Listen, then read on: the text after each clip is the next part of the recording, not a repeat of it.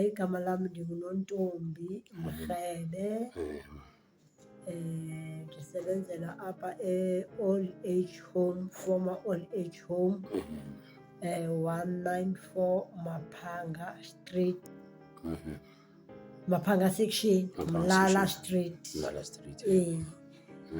Imisebenzi wami endiwenzayo ndiyathunga nam, kodwa ndiyaphana ngeskill somthungo ebantwini. Ivision yami yokuthi ndiyithande leyo nto leyo ukuthi ndirhalela ukuthi njengoba sendimdala ke ndibe nabantu endishiya sendibafundisile umsebenzi wezandla. Ndenza umthungo, ndiyabafundisa abantu umthungo kakhulu. Ndiyabafundisa abantu ukwenza ipottery. Ipottery yile so ipottery ndiyabafundisa abantu ukwenza ipottery. Ndiyabafundisa ukuyenza ipottery abantu. Nanko umsebenzi wami endiwenzayo wonke nguwo lo.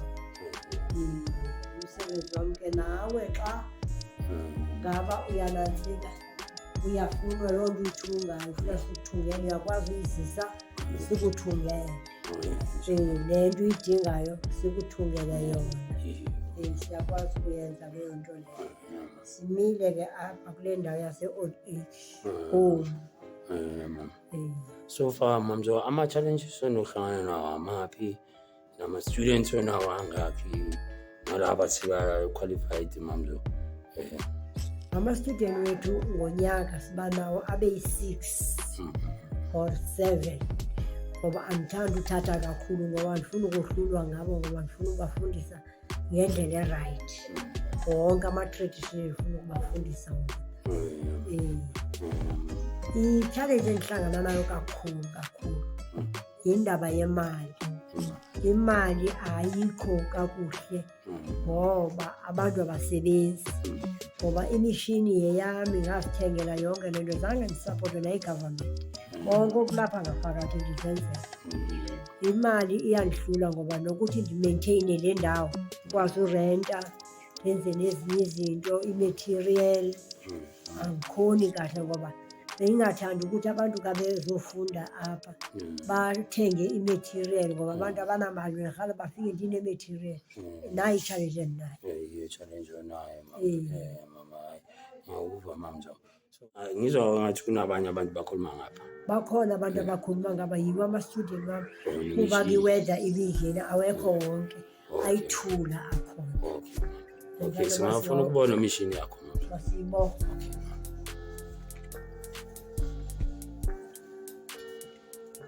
Nayi class yokuqala. Abanye sibafaka kule class yokuqala. Lapho sibaqalisa khona. Thunga xa ingazanga uba ndizithatha qala la. Asebengcono siyabakhipha la. Sibafaka la bathi nje. No. Mama ubi. La ubi. Wasaqala baba ile indlela yelo apha baje babeyithuka abanye nezanga ngewe. Baba bayithuka sisebakho. Njani bosisi? Nabosisi. Mathina. Okay. Alright mama. So ngicela ungitshele into mamzo ne. So uthi uyaqasha lapha mamzo ne. So approximately bawubhatalisa how much mama, because uyasiphandela mama? I-rent yalapha ndibhatalisa i-2,200 ngenyanga. Manje angiyahluleka ukuyibhatala, ndibhatala ama-1,000 ukuthi ingasose ndihlale ndingabi namali. Ngingabhatali. Manje isikoloto ke sikhulela mna 2,200. Ngiyabonga mama. Too much.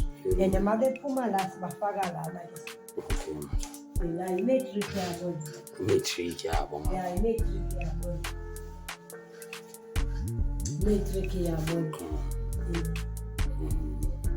And uzenzele from your own pocket. Yonke le nto ngithenge ngemali yakhe ukuthi nje umthetho wami ngifuna abantu base-South Africa babe ne-skill. Iskill into Eyona nto ibaluleke kakhulu si-skill.